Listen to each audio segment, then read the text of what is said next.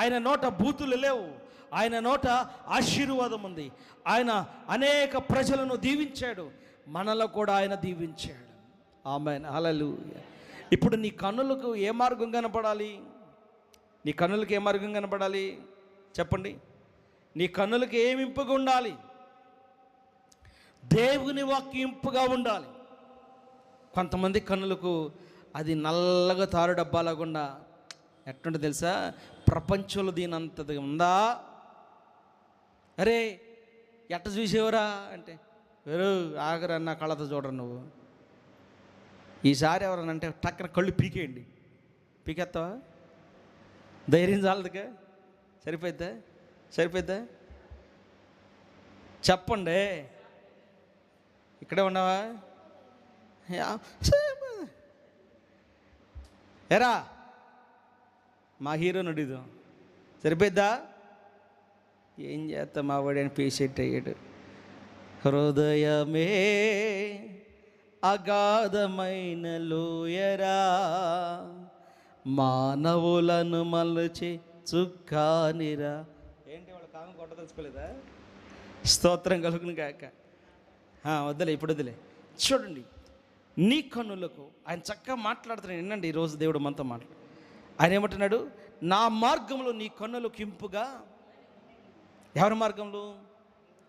యేసయ్య మార్గములు. ఆయన మార్గంలో ఆనందం ఉంది, ఆయన మార్గంలో సంతోషం ఉంది, ఆయన మార్గంలో దుఃఖం ఎన్నడూ ఉండదు. ఆయన మార్గంలో ఐశ్వర్యం ఉంది, ఆయన మార్గంలో పాపక్షమాపణ ఉంది, ఆయన మార్గంలో దీర్ఘాయుష్ ఉంది, ఆయన మార్గంలో కృపాక్షేమములు ఉన్నాయి. నీ కనులు ఆయన మార్గాన్ని చూడాలి తప్ప పైనున్న మార్గాన్ని మాత్రం, హృదయాన్ని మారి ఒకరికి మాత్రం అప్పచెప్పకూడదు. ఒకరోజు పెళ్లి ప్రమాణం చేపిస్తున్నారు. అమ్మా, నీ భర్తకు నువ్వు లోబడి ఉంటే నా భర్తకు నేను ఎందుకు లోబడతా? పెళ్లి ప్రమాణంలోనే. అదేంటన్నమాట అంటే, అవును ఏంటి లోబడేది ఏంటి ఫాస్ట్ గారు అంటుంది. హల్లెలూయా. ఎందుకేంటమ్మంటే, నాకు ఇష్టం లేదు ఈ పెళ్ళి, అందుకే నేను లోబడిన అంటుంది. చేస్తారా పెళ్ళి? చక్కగా ఇవ్వడదా అని వాళ్ళు వెళ్ళిపోయారు. హల్లెలూయా. జీవితాలను పాడు చేసుకుంటాకి మొట్టమొదటి కారకులు మనమే. ఎందుకు తెలుసా?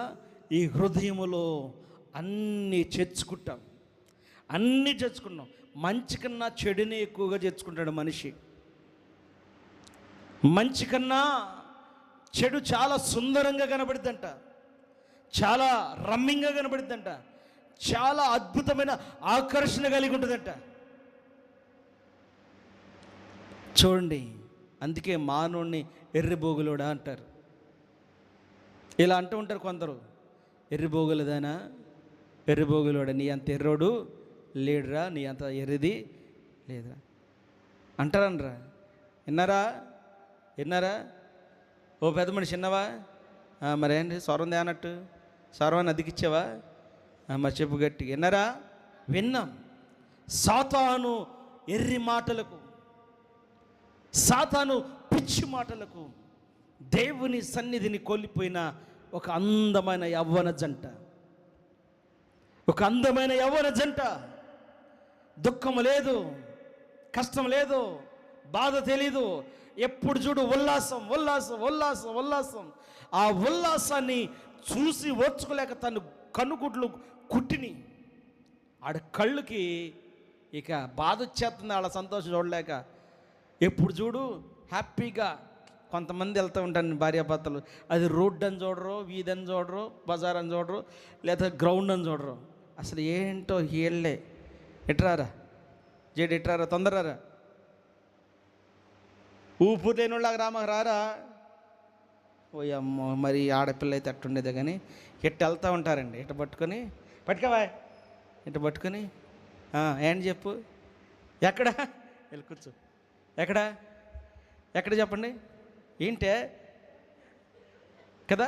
అది గ్రౌండ్ తెలీదు, రోడ్డు తెలీదు, వీధి అని తెలీదు. అమ్మో, ఏళ్ళు అమర ప్రేమికుల్లాగా నేను ఒక్కోసారి వెళ్తాను నగులుతో, అబ్బా ఎంత ప్రేమ ఇంటికాడ ఉందో లేదో అంట. నేను అక్కడ ఉన్నానుగా, మళ్ళా ఉంటానా? నేను వెళ్ళిపోతా, బట్ నేను తుర్రుని వెళ్ళిపోతా, అనుకుంటూ వెళ్ళిపోతా. లోకాన్ని నమ్మించే దొంగ ప్రేమికులు ఉంటారు, లోకాన్ని వాయేసే దొంగ ప్రేమికులు ఉంటారు. ఇంట్లోకి వెళ్ళి ఇద్దరు తలుపులేసి బాదుకుంటారు. నిజం. ఇంట్లోకి వెళ్తే మా పెద్ద ఆయన సేవకుడు దైవజన్ని హైదరాబాద్లో అమ్మన్నారంట. కొడతగా లాగు కాంగు కొడుతుంది. బ్యాంక్ మేనేజర్ సరే పాస్టర్ గారు రమ్మన్నారంట. వెళ్ళేపటికి పాస్టర్ గారు వెళ్ళారంట. రమ్మన్నారు కదా, ఎంత పిలిచినా తలుపు తీయట్లేదంట. సౌండ్ టేబుల్ గడ్డి పెట్టారంట. పాటలు, నా యేసు రాజా నా ఆరాధ్య దైవమా, నా స్తోత్ర గీతమా, ఆరాధ్య దైవమా, నా యేసు రాజా రాజా రాజా రాజా రాజా యేసు రాజా రాజా రాజా యేసు రాజా రాజా యేసు రాజా యేసు రాజా రాజా రాజా యేసు రాజా. హల్లెలూయా. ఈ పాట పెట్టుకున్నారంట. పెట్టుకొని భర్త జుట్టేమో భార్య చేతిలో ఉందంట, భార్య జుట్టేమో భర్త చేతిలో ఉంది. బాదుకున్నారంట ఇద్దరు. ఇక అయ్యగారు చూసి అన్నాడు, గొక్కిన చూసి అమ్మ అయ్యగారు వచ్చేసాడు అని. అయ్యగారు చూశారుగా, గవగా వెళ్ళిపోయి అప్పటికప్పుడు సిద్ధపడిపోయారండి. తలుపు తీసి, ప్రైజ్ రాడ్ అయ్యగారు బాగున్నారా? బాగున్నానమ్మా. అయ్యా కుటుంబ ప్రార్థన చేసుకుంటున్నాం. ఏ ప్రార్థన? ఏ ప్రార్థన? కుటుంబ ప్రార్థన. అవునమ్మా, మంచిదమ్మా, బాగా చేస్తున్నారమ్మా. ఇక బల్ల మీద అయ్యగారికి అన్నీ పెట్టారంట. అయ్యగారు దుఃఖపడుతున్నాడు, ఏడుస్తున్నాడంట.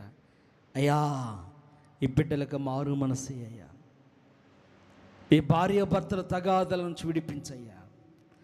అమ్మో వీళ్ళిద్దరూ మందిరానికి వస్తుంటే ఎంత చక్కని జంటో అనుకున్నానయ్యా, వీళ్ళలో ఎంత బాధ ఉందా అని ఏడుస్తున్నాడంట. ఆ దైవజనుడు ఏడుస్తుండగా వీళ్ళ చూసి అప్పుడు వచ్చిందంట మారు మనసు. రే అప్పుడు వచ్చిందంటండి మారు మనసు. అంటే నీ కొరకు ఎవడో చస్తేనో ఎవడో ఏడుస్తేనే వస్తుందా మారు మనసు? లేకపోతే రాదా? రాదా? నిన్నే దేవుడు అడుగుతున్నాడు, రాదా? ఎప్పుడు వస్తుంది? ఏమంటుంది తెలుసా? సమయం ఉందండి. అందుకే ఆయన అంటాడు, సమయం ఉండగానే ఇల్లు చక్క పెట్టుకో, దీపం ఉండగానే ఇల్లు చక్క పెట్టుకో. అది జాగ్రత్త. ప్రభు మనతో ఈరోజు మాట్లాడుతున్నాడు. దేవుని వాక్యం. ఇద్దరికి ఏడ్చి ఆయన పాదాలు పట్టుకున్నారు సేవకుని. ఆయన దీవించి వచ్చాడు. హల్లెలూయా. సంతోషం లేదండి వాళ్ళ కుటుంబాల్లో. మా కుటుంబమే కాదు, మీ కుటుంబం కాదు, భూమి మీద ఏ కుటుంబాల్లో సంతోషం లేదు. ఏదో వేదన, ఏదో బాధ, ఏదో ఒకటి. ఏ కుటుంబానికి కావాల్సిన నొప్పి ఆ కుటుంబంలో వేస్తున్నాడు సాతాను. ఎట్లేదా? వేస్తున్నాడా? మా కుటుంబం బాగుందండి అని వెళ్ళి అడగండి. ఏం బాగుందక్క? ఏదో అందరం మధ్య గాలి పోకుండా. ఏం బాగుండా? టైర్లు గాలి పోతే బండి నడిచిద్దా? నడవదు. అట్టాగే ఇంట్లో గాలిపోయినా నడిచిద్ది, బజార్ మీద పోతే నడవదు. అయితే కొంతమంది బజార్ మీదకి వచ్చి, మాయ్ నువ్వు నేను ఇంట్లో ఎన్ని అనుకున్నా మాత్రం బయట మాత్రం ఏజంట నవీన్ ఏజంట. అమ్మో అసలు అమర ప్రేమికులు అన్నమాట కదా. ఇక అది ఏదని చూడరు కదా.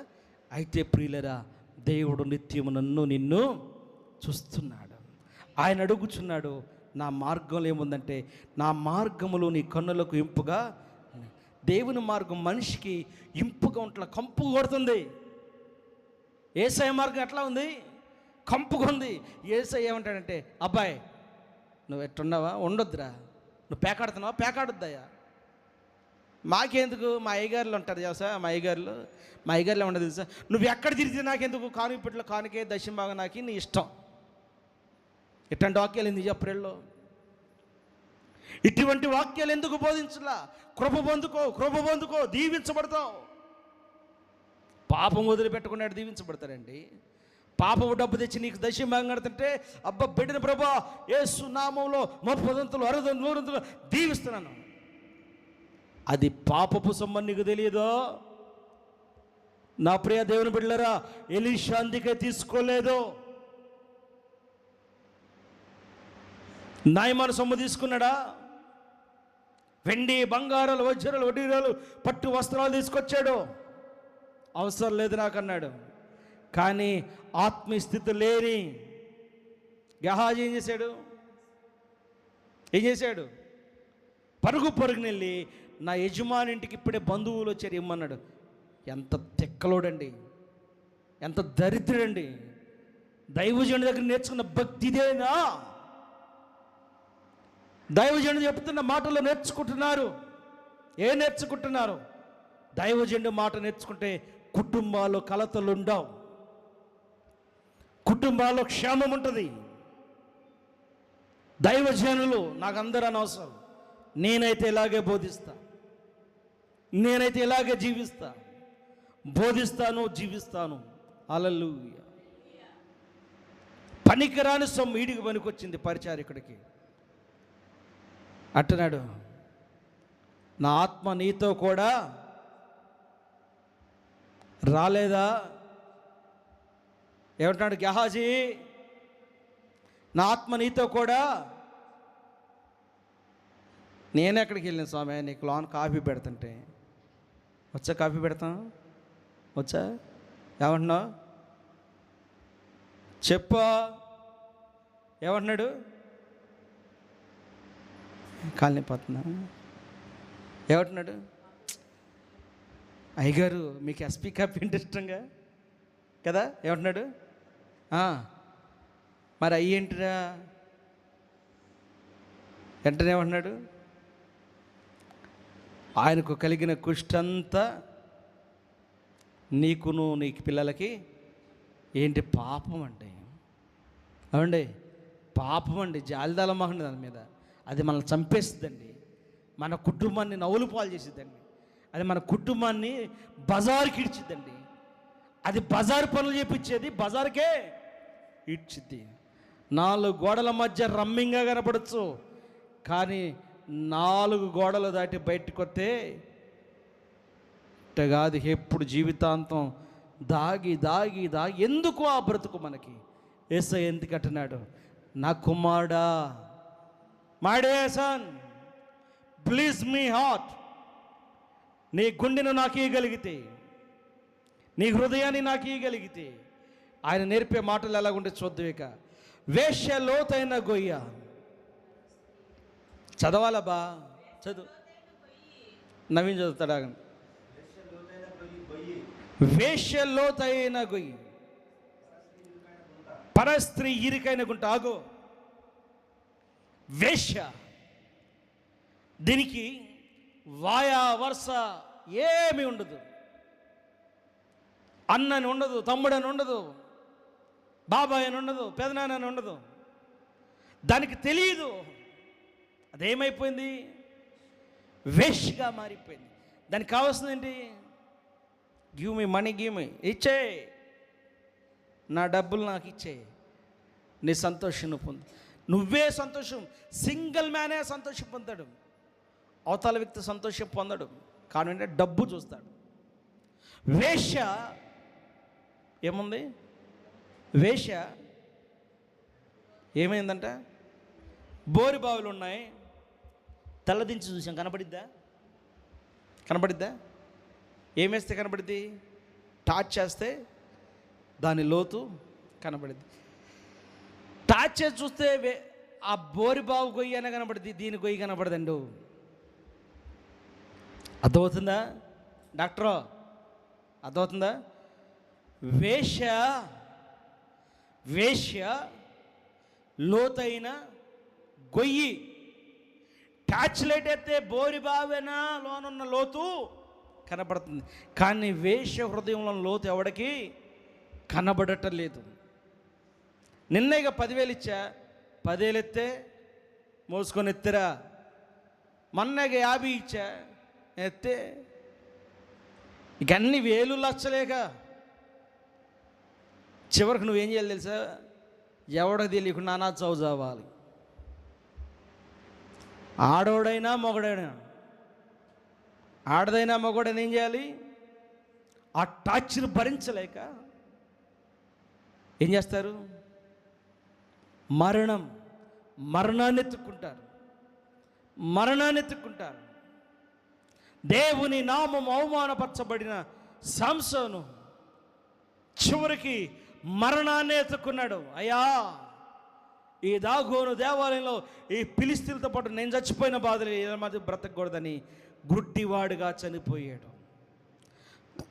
ఆత్మీయుడిగా భ్రష్టుడైపోయాడు, శారీరకంగా గుడ్డివాడైపోయాడు.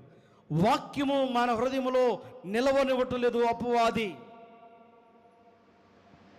వాక్యము నీ హృదయంలో నిలిస్తే నువ్వు క్రీస్తు యేసులో ఐశ్వర్యవంతుడివి. ఆమేన్. ఎక్కడ నిలిస్తే? వాక్యం మన హృదయంలో నిలిస్తే మనము క్రీస్తు యేసులో ధనవంతులు. అందరు చెప్పండి. వాక్యము మన హృదయంలో నిలిస్తే క్రీస్తు యేసులో నేను ధనవంతుడిని, నేను ఐశ్వర్యవంతుడిని. ఆమేన్. హల్లెలూయా. వాక్యం హృదయంలో ఉందనుకోండి, పాపం మన ముందు వచ్చిన పిల్లి మొగ్గలేసినా దాని జోలికి పోం. తెలుసా? పాపం అంటే ఏదో పాపం ఊహించుకోమాకండి. ఏ మనిషికి కావాల్సిన పాపం ఆ మనిషికి ఉంది. చిన్నపిల్లడు చాక్లెట్ కావాలి, ఆ చాక్లెట్ కోసం వాడు ఏం చేస్తాడు? దొంగతనం చేస్తాడు. చేయడా కదా? ఎవడికి కావాల్సిన పాపం ఆడుకుంది. కానీ దేవుని పిల్లలకు దేవుడి విషయంలో ఏమై ఉండాలంటే ఆయన మార్గాన్ని వెతుకుతూ, ఆయన మార్గంలో ఏముంది? జీవముంది. అక్కడ మరణము లేదు. వేశ్య దగ్గర ఏముంది? మరణం ఉంది. అక్కడ జీవము లేదు. నీకు ఏ జీవితం కావాలి? యేసయ్యతో నడిచే జీవితం కావాలా? వేశ్యతో నడిచే గొయ్యి కావాలా? చెప్పాలి. ఏ జీవితం కావాలి? యేసయ్యతో నడిచే జీవితమే కావాలి. ఎవరు కావాలి? నాకైతే యేసయ్యతో నడిచే జీవితం. మీకును అది కావాలి. యేసు నామములో అనుగ్రహించబడును గాక. హల్లెలూయా. పరాయి స్త్రీ ఇరుకైన గుంట, ఆ ఇరుకైన గుంటలో నువ్వు ఎన్ని రోజులు ఉంటావు? పరాయి స్త్రీ అంటున్నాడు, నేను కాదు, వాక్యం అంటుంది.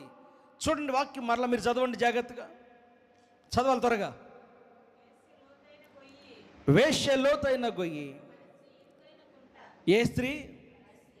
భార్య అయితే, సొంత స్త్రీ అయితే అది ఇరుకు కాదు, విశాలత. కోపం వచ్చినప్పుడు తప్ప ఇరుకు అయిపోయింది, కానీ ప్రేమ వచ్చినప్పుడు చాలా ఉప్పొంగుతూ ఉంటుంది విశాలంగా. ఆ కోపం వచ్చి కాసేపే, తర్వాత ఉంటుందా? పొరపాటును కూడా ఉండదు. కానీ పరస్త్రీ ఎప్పుడు ఇరుకే. దానికి దేవుడు చెబుతున్నాడు, ఇరుకైన గుంట. ఎవరు ఇరుకైన గుంట? మనని కాని స్త్రీ, మనని కాని పురుషుడు ఇరుకు. వారి వల్ల నష్టం తప్ప ఎప్పటికీ మేలు లేనే లేదు. యేసు నామములో అట్టి బంధకముల నుంచి మనుషులు విడిపించబడుదురుగాక. అట్టి స్త్రీ చేతుల నుంచి యేసు నామములో విడిపించబడుదురుగాక. అట్టి జీవితాలకు రక్షణ కలుగునుగాక. ఆమేన్. దేవుడు నీతో మాట్లాడుతున్నాడు. పరస్త్రీ ఇరుకైన గుంట, జాగ్రత్త. ట్రాన్స్ఫారం దగ్గర పెడతారు, మనం ఒకసారి చెప్పా. ఏం పెడతారు? 2 ఎముకలు, దాని తలలో ఒక పుర్రె పెడతారు కదా. పట్టుకుంటే ఏమవుతావు? అట్ట అయిపోతారని. కానీ చచ్చేవాడు ఏం చేస్తాడంటే ఏం ఆలోచించాడు, వెళ్ళిపోయి కళ్ళు మూసుకుని అమాంతంగా పట్టేసుకుంటాడు. చచ్చిపోయే ముందు కళ్ళు మూసేస్తాడు, చస్తాడు. కానీ ఈ దేహమే పూడిపోయేది, కానీ నీలో ఉన్న ఆత్మ అది చావదో. నీకు ఇక్కడ నీకే శిక్ష వేసుకున్నావు, అక్కడ ఆత్మ కూడా నీవే శిక్ష వేసుకుంటున్నావు. దేవుని బిడ్డ, శిక్ష నుంచి విడిపించేవాడు మనం ఆరాధించే దేవుడు. తర్వాత మాట చదువుకుందాం. దోచుకున్నవాడు పొంచి ఉండినట్లు అది పొంచి ఉండును. ఎవరది? వేశ్య పరస్త్రీ. దంగోడు దోచుకుంటాడు కదా, చెప్పు దోచుకుంటాడా? చెప్పకుండా దోచుకుంటాడా? చెప్పకుండానే దోచుకుంటాడు. ఇది కూడా అంతే, వేశ్య కూడా అంతే, పరస్త్రీ కూడా అంతే. చెప్పదు, కావాలంటది ఇచ్చేస్తాం. ఇల్లు లూటీ అయిపోయింది, జీవితం అనగారిపోయింది, నాశనం అయిపోయింది, ఓపిక ఉండదు, ఎముకల్లో శక్తి ఉండదు, కండరాల్లో బలం ఉండదు, దేహమంతా పాడైపోయింది. కానీ యేసయ్య దగ్గరికి వస్తే ఈ దేహాన్ని మరలా బాగు చేయగలుగుతాడు. నీ దేహాన్ని మరలా ఆయన బాగు చేసి స్వస్థపరిచేవాడు. హల్లెలూయా. 2 పేతురు రాసిన పత్రిక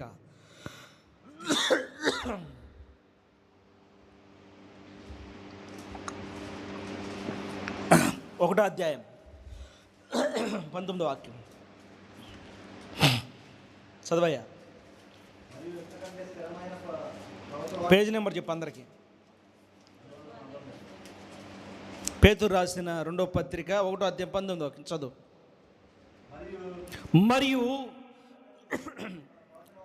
ఎంతకంటే స్థిరమైన ప్రవచన వాక్యం మనకున్నది.